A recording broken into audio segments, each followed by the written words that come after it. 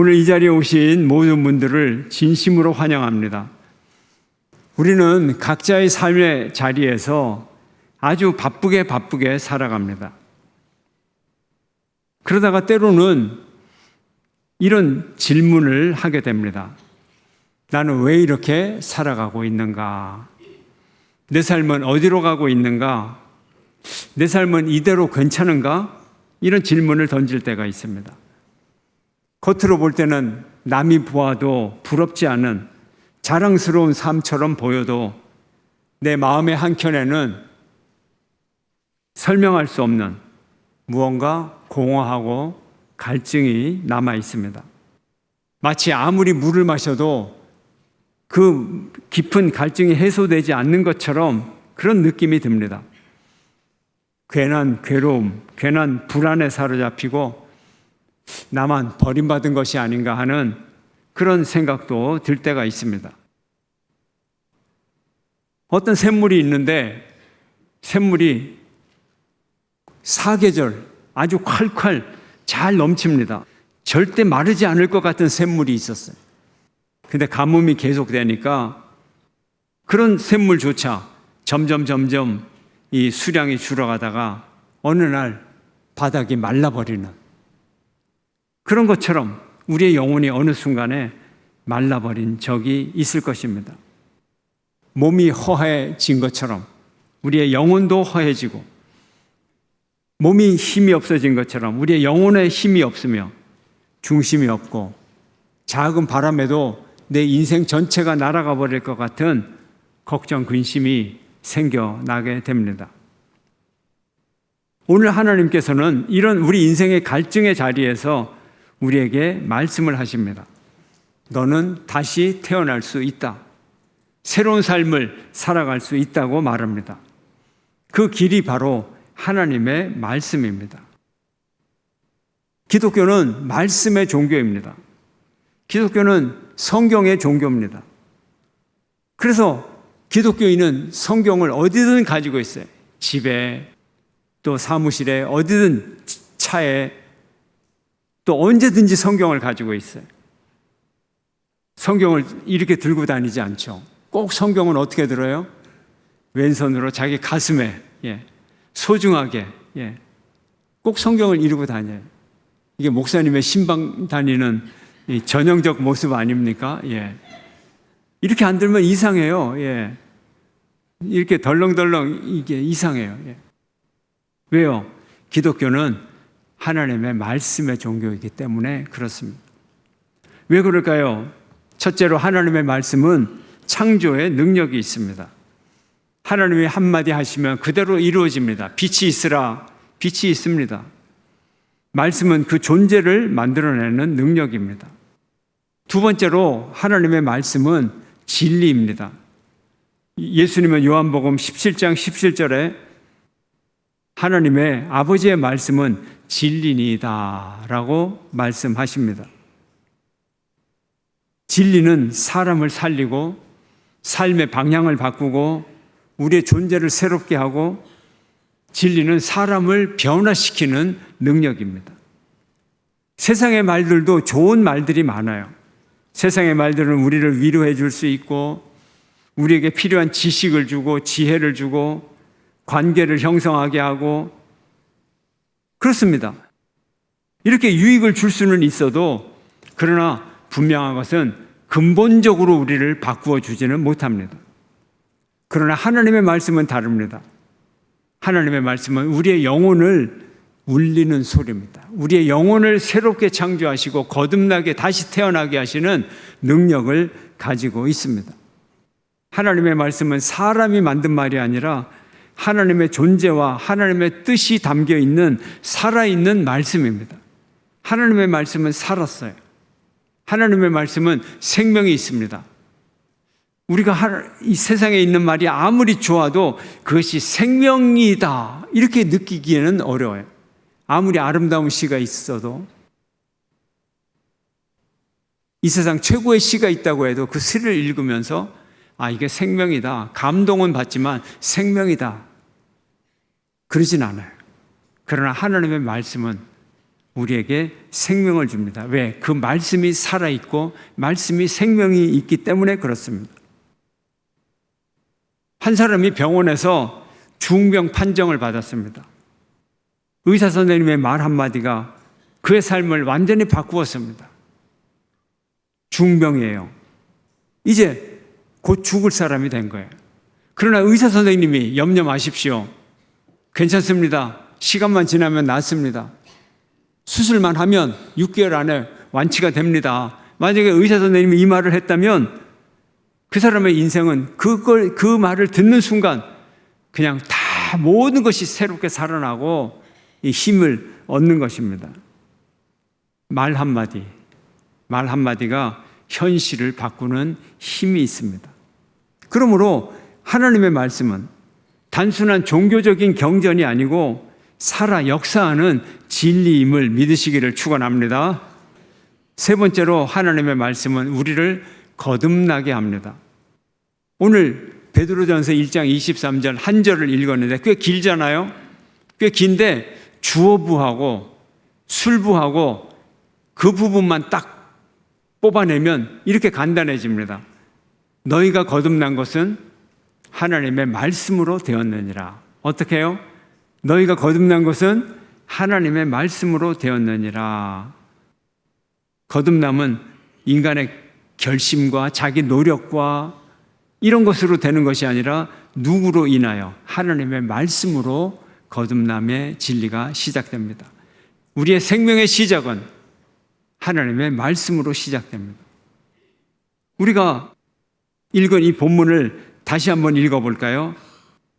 23절을 함께 시작. 너희가 거듭난 것은 썩어질 씨로 된 것이 아니요 썩지 아니할 씨로 되니 살아있고 항상 있는 하나님의 말씀으로 되었느니라. 아멘. 하나님의 말씀은 항상 살아있는 씨앗입니다. 씨앗 속에는 생명이 있죠. 우리가 씨를 심으면 어떻게 되죠? 뿌리가 나고 싹이 나요. 그리고 자라나요. 생명이 나오는 거예요. 생명이 자기의 생명을, 자기의 삶을 살아가는 거예요. 발현이 되는 거예요. 마찬가지로 하나님의 말씀, 영적인 씨앗이라 그랬어요. 하나님의 말씀의 씨앗, 영적인 씨앗. 이 씨앗이 우리의 마음에 들어오면 이제 보이지 않는 곳에서 변화가 시작이 됩니다. 말씀이 우리의 마음밭에 심어질 때 보이지 않게 뿌리를 내리고 그리고 어느 순간 새로운 생명으로 자라나게 되는 것입니다. 이것이 거듭남입니다. 이것이 거듭남의 진리입니다. 그러나 사람은 스스로 바꿀 수 있는 게 아니죠. 사람이 스스로 태어날 수 있는 게 아니죠. 스스로 바꿀 수가 없어요. 스스로 태어날 수가 없어요. 주보에 보면 축, 득 손자, 박병우 목사 이렇게 나와 있어요. 지난주에 제가 세 번째 할아버지가 됐습니다. 은근히 나이를 먹고 늙었습니다. 그런데 어떤 사람도 어떤 어린아이도 자기가 스스로 결정하고 스스로 태어나는 사람은 단 한 명도 없습니다. 하나님이 나게 해주셔야 됩니다. 우리의 육적인 생명도 하물며 이렇거늘 우리의 영적인 생명 또한 하나님이 나게 해주셔야 그 사람이 거듭나서 이 세상을 살아갈 수가 있는 것입니다. 우리가 프로 운동 선수들을 보면 아주 계획된 영양을 섭취하면서 체계적인 훈련을 하면 아주 훌륭한 선수가 되어서 좋은 체력을 갖고 좋은 기록을 세울 수가 있습니다. 우리의 신체가 좋은 영양, 좋은 훈련을 통하여서 좋아집니다. 발육이 되고 체형이 달라지고 그렇습니다. 그러나 아무리 좋아진다고 해도 인종이 변하는 게 아니에요. 전혀 다른 형질의 사람이 되는 게 아니에요. 신체의 DNA 자체는 바뀌질 않아요. 신체 DNA 프로그램대로 나타날 따름이에요. 그러므로 우리가 영적으로도 새로운 사람이 되기를 원한다면, 새로 거듭나기를 원한다면 영적인 DNA를 가져야 되는 거죠. 영적인 DNA는 하나님의 말씀이 우리에게 심겨질 때 우리의 영혼이 새롭게 시작이 됩니다. 우리 안에 영적 DNA를 따라서 하나님의 새로운 생명을 시작하게 해 주실 것입니다. 사람의 노력의 결과가 아니라 말씀의 결과임을 믿으시기를 축원합니다. 강을 건너온 자들, 변두리에 있는 자들 뭐예요? 히브리인들이 하나님의 말씀, 율법, 모세 오경, 구약 성경 이것을 가이드라인 삼아서 이것을 지키면서 살아서 광야라는 훈련소, 모세의 리더십을 거쳐서 세상에는 없던 정말로 골고루 잘 사는 가나안 땅에서 세상에 없는 파라다이스 같은 천국 같은 나라를 이루어야 된다. 이렇게 얘기를 하고 있는 거예요. 그래서 가나안 땅을 앞두고 하나님이 뭐라 그랬습니까? 말씀을 지켜라. 말씀을 지켜라. 그렇게 우리에게 말씀해 주셨던 것입니다. 구약 성경의 말씀, 희년제도 하나만 보더라도 이거는 파격적인 말씀입니다. 예수님의 가르침, 파격적인 말씀입니다. 오늘은 시간 관계상 몇 가지만 보겠습니다. 먼저 구약 성경의 탁월성, 3가지만 보겠습니다. 신분과 계급을 초월한 인간의 존엄성을 강조했습니다. 그 당시 다른 나라들은 어떻게 살았느냐? 사회적 신분에 맞게 차별을 두었어요. 신분에 따라 형벌이 달라졌어요. 귀족이 노예를 죽이면 이 노예는, 죽은 노예는 물건값 취급을 당합니다. 물건값. 짐승, 소 한 마리가 얼마지? 그래, 종을 한 명 죽였다고 소 한 마리 값으로 갚아. 이렇게 취급을 합니다. 그렇지만 노예가 귀족에게 해를 끼치면 그냥 상처 조금만 냈어도 그냥 사형을 시켜버립니다. 주변 국가들의 법이라는 것이 이런 겁니다. 그런데 구약의 율법은 신의 형상으로, 모든 사람은 신의 형상으로 창조되었고, 그리고 모든 생명은 동등한 가치를 가지고 왕이나 노예나 주인이나 종이나 여자나 남자나 외국인이나 히브리인이나 아무런 차이가 없었습니다. 주변의 국가들이 법이 발달되어 있었습니다. 엄청난 법이 발달되어 있는데 그래 봐야 부자들의 재산을 지켜주고 왕의 권력 유지를 해주는 그런 법이었습니다. 그러나 이스라엘 사람들의 구약 율법은 인간의 생명을 최우선으로 하는 사랑의 법이었습니다. 구약 성경의 탁월성 2번째는, 이 말씀의 탁월성 2번째는 사회적 약자를 제도적으로 보호해 줍니다. 주변국에도 약자를 구제하는 사람이 있었죠. 왕이 시혜적 정치를 한다든지 또 개인의 자비를 베풀어서 이웃을 사랑을 베푸는 거 있었죠, 당연히. 그러나 구약의 율법은 개인적인 도움이 아니고, 개인적으로는 당연히 도와줄 수 있지만 법률적으로 추수할 때도 곡식을 다 띄지 말고, 다 추수하지 말고 상당한 부분을 가난한 사람들이 먹도록 남겨두어라. 하물며 가을에 감이 열려도 까치가 와서 먹으라고 그 감을 남겨놓는 게 그게 인지상정인데, 이웃을 위해서 곡식을 다 따지 말라, 열매를 다 따지 말라, 이걸 법률화했다는 거예요. 시스템화했다는 거예요.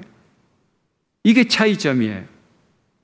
우리 역사 가운데서도 경주의 최부자가 있죠. 경주 최부자가 얼마나 자선을 베풀었습니까? 그런 사람 없죠, 이 세상에서. 하지만 국가가 체계적으로, 시스템적으로 복지 국가를 만드니까 최부자가 했던 1000배, 10,000배의 일을 우리 사회가 지금 해내고 있지 않습니까? 이스라엘이 이런 사회였어요. 3번째 구약 성경의 탁월성은 신앙과 도덕을 일치시켰습니다. 다른 나라의 신들은 신들에게 제물 바치고 제사만 잘 드리면 그래, 너 마음에 들어, 너는 네 마음대로 해도 돼, 어떤 악행을 저질러도 상관없다고 믿었습니다. 왜? 우상을 잘 구워 삶았으니까, 뇌물을 갖다 바쳤으니까. 그렇지만 히브리인들은 그러지 않았습니다.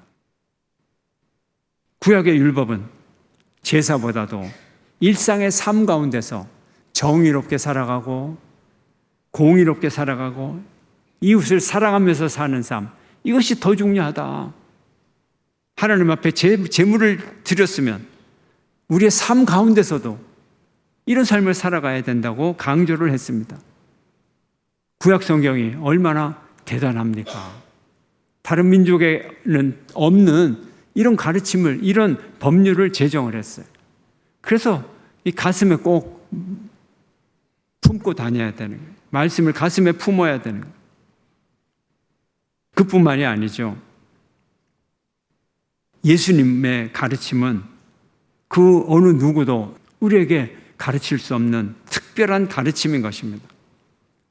예수님도 시간이 없으니까 세 가지만 예수님의 탁월성을 우리가 언급을 하겠습니다. 첫째, 한계없는 용서와 사랑의 완성입니다. 당시의 랍비들은 우리가 이웃을 얼마나 몇 번이나 용서하면 됩니까? 그러면 대다수의 선생님들은 3번 하면 됩니다. 이렇게 가르쳤습니다. 3번까지 용서하면 충분합니다. 왜요? 한 번 용서하기 쉽습니까? 어렵습니까? 한 번 용서하기 쉬워요? 어려워요? 어려워요. 예, 어려워요. 좀 사람들은 섭섭한 일을 당하면 내가 눈에 흙이 들어가기 전까지는 너를 안 본다 뭐 이러고, 예. 그럼 그 사람 딱 나타나면 흙이 들어가야 되는데 흙이 안 들어가요. 한 번이 어려워요. 2번 하기는요. 2번 하는 거는 정말 내가 죽으면 죽었지. 그건 3번은요. 천사가 아니고는 할 수가 없어요. 이게 당시 랍비들의 가르침이었어요. 그런데 베드로가 묻습니다. 주님, 내 이웃이 나에게 죄를 범하면 내가 몇 번 용서할까요? 그래서 베드로가 질문을 해요. 3번이 아니고요. 베드로는 처음부터 7번 하면 되겠죠? 큰 맘 먹고 7번, 그럼 예수님이 7번이라고? 너 대단하다. 이럴 줄 알았는데 예수님은 7번? 7번이 아니고 70번씩 7번이라도 해야 된다. 그러니까 더 하라는 거죠. 어떻게? 무한히 하라. 무한한 자비를 베풀라. 이렇게 말할 수 있는 사람이 있습니까? 또한 예수님은 외적인 행위가 아니라 마음의 동기가 중요하다고 했습니다. 앞에서도 말씀드렸지만 다른 종교, 다른 철학은 행동으로 죄를 짓지 않으면 죄 아니다 그랬어요. 근데 예수님은 행동이 없어도 마음속에 있는 죄, 형제를 미워하면 이미 너는 살인죄를 지은 거고, 이웃의 여인을 탐내면 이미 간음죄를 지은 거고, 마음의 동기가 중요하다고 말씀하셨습니다. 세 번째 예수님의 특별함은 원수 사랑에 있습니다. 당시에 주변의 모든 나라들에서는 이웃은 사랑하고 원수는 미워하라 그랬어요. 이웃은 사랑하고 원수는 갚아라 이렇게 말했어요. 받은 대로 돌려주라. 눈에는 눈, 이에는 이다. 이것이 함무라비 이래로 내려오는 정통 법률 정신입니다. 그러나 예수님의 가르침은 너희 원수를 사랑하며 너희를 박해하는 자를 위하여 기도하라고 했습니다. 이 가르침은 인류 역사상 최초의 가장 혁명적인 선언이었습니다. 폭력을 폭력으로 갚는 악순환을 끊어버리는 유일한 대안은 원수를 사랑하고 박해하는 자를 위하여 기도하는 것입니다. 우리는 어떻게 해야 될까요? 스승과 제자가 한 가난한 오두막에 묵게 되었습니다. 이 가난한 집을 보니까 암소 한 마리를 애지중지 키우면서 그 암소의 젖을 짜가지고 근근히 생계를 잇고 있었습니다. 아침에 스승이 제자에게 말합니다. 저 암소를 절벽 아래로 밀어뜨려라. 아니 남의 암소를 왜 절벽에 밀어뜨립니까? 암소를 절벽 아래로 떨어뜨려. 제자는 괴로웠지만 스승의 명령을 따랐습니다. 소주인이 깜짝 놀랐습니다. 이 광경을 보면서 그는 전 재산을 잃어버렸습니다. 그리고 시간이 지나 몇 년 후에 제자가 다시 그곳을 찾아갈 일이 있었습니다. 그 마을을 지나가면서 그 집을 유심히 바라보았는데 그 낡은 오두막이 있던 그 자리에 커다란 궁궐 같은 저택이 세워져 있었습니다. 주인이 나와서 웃으며 제자를 맞이했습니다. 이렇게 말합니다. 그 암소가 죽자 저는 살기 위해 새로운 일을 찾아야 했습니다. 그 일이 인생 최고의 행운이 되었습니다. 우리의 삶에도 절벽으로 밀어뜨려야 할 암소가 있습니다. 우리가 소중히 여기는 것들입니다. 애착의 대상입니다. 집착의 대상입니다. 과거의 성공, 낡은 습관들 다 언덕에서 밀어버려야 됩니다. 여러분 생각을 해보십시오. 하루 종일 염소 한 마리, 하루 종일 암소 한 마리 키우는 거 쉬운 일 아닙니다. 하루 종일 암소 한 마리에 매달리고 암소 한 마리 키우고 암소 한 마리에서 젖을 짜면 그것으로 뭘 하겠습니까? 그 보잘것없는 젖 가지고 뭘 하겠어요? 아무것도 할 수 있는 게 없어요.